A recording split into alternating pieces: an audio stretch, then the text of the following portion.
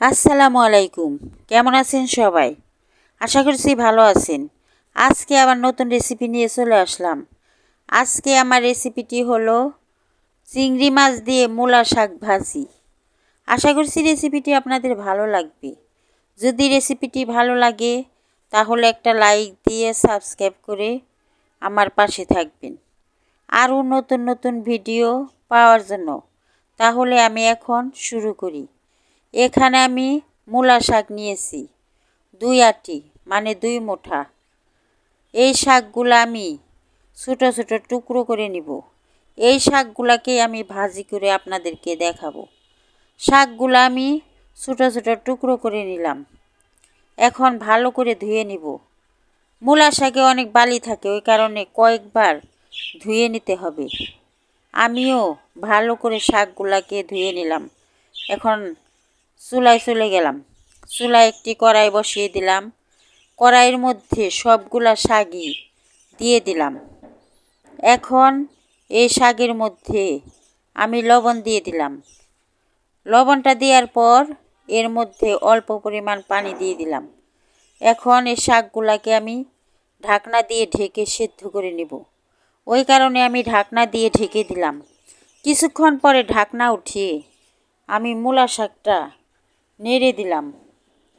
নেড়ে দেওয়ার পর আবারও ঢাকনা দিয়ে ঢেকে সেদ্ধ করে নেব, কারণ শাকগুলা এখনও সেদ্ধ হয়নি। আমি আবারও শাকগুলাকে ঢাকনা দিয়ে ঢেকে দিলাম। ঢাকনা দিয়ে ঢেকে দেওয়ার পর আবারও কিছুক্ষণ পরে ঢাকনা উঠিয়ে শাকগুলা আমি নেড়ে দিলাম। এখন শাকগুলা সেদ্ধ হয়ে গেছে, ওই কারণে আমি একটা স্ট্রেনারে শাকগুলাকে ঢেলে পানি ঝরিয়ে নিব আর ঠান্ডা করে নিব। আমি শাকগুলা পানি ঝরিয়ে নিলাম আর ঠান্ডা করে নিলাম।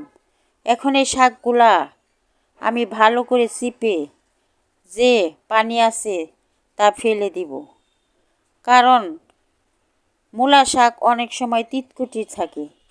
ওই কারণে শাকগুলাকে এইভাবে ভালো করে পানি ফেলে দিতে হয়। আমিও সবগুলা শাকই এরকম চিপে চিপে ফেলে দিলাম।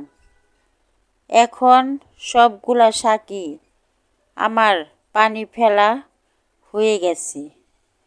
এখন শাকটাকে আমি বাঘার দিয়ে নিব। ওই কারণে আমি এখানে চিংড়ি মাছ নিলাম। চিংড়ি মাছটা বড়, ওই কারণে আমি মাঝখানে টুকরো করে নিলাম। শাকটা বাগার দেওয়ার জন্য শুকনো মরিচ কেটে নিলাম, পেঁয়াজ কেটে নিলাম, রসুন কেটে নিলাম। এখন চুলায় চলে গেলাম। চুলায় একটি কড়াই বসিয়ে দিলাম। পরিমাণ মতো তেল দিয়ে দিলাম। পেঁয়াজ রসুন আর শুকনো মরিচ তেলের মধ্যে দিয়ে দিলাম। পেঁয়াজ রসুনটা এখন ভালো করে আমি ভেজে নিব। পেঁয়াজ রসুনটা নেড়ে চেড়ে আমি ভেজে নিতেছি। এখন পেঁয়াজ রসুন আর মরিচটা লালচে কালার হয়ে গেছে।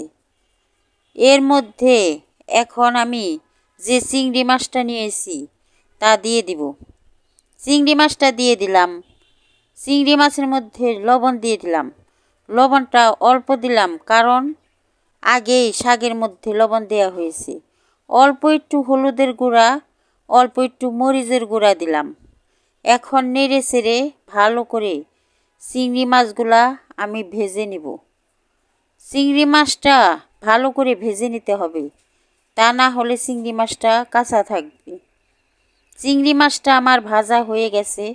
এখন এর মধ্যে শাকগুলা আমি দিয়ে দিলাম। শাকগুলা দেওয়ার পর চিংড়ি মাছের সাথে শাকগুলাকে আমি আবারও ভালো করে ভেজে নিতেছি, কারণ চিংড়ি মাছ দিয়ে যেহেতু শাক ভাজি, ওই কারণে চিংড়ি মাছের সাথে শাকটা আমি ভালো করে ভেজে নিলাম। এখন চুলার থেকে নামিয়ে নিলাম। কেমন লাগলো চিংড়ি মাছ দিয়ে মূলা শাক ভাজি? যারা মূলা শাক খেতে পছন্দ করেন না, তারা একবার এইভাবে চিংড়ি মাছ দিয়ে মূলা শাক ভাজি করে খেয়ে দেখেন, আপনাদেরও ভালো লাগবে।